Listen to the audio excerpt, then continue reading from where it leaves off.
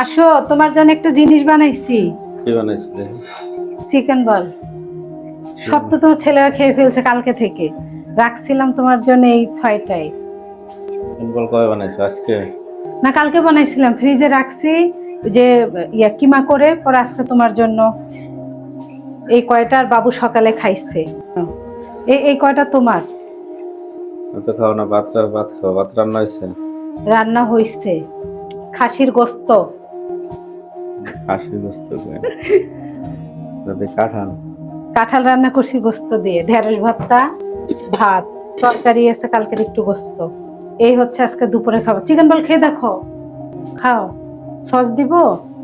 হ্যাঁ, চিকেন বলা নিখন না, ভাত খাই। কেন?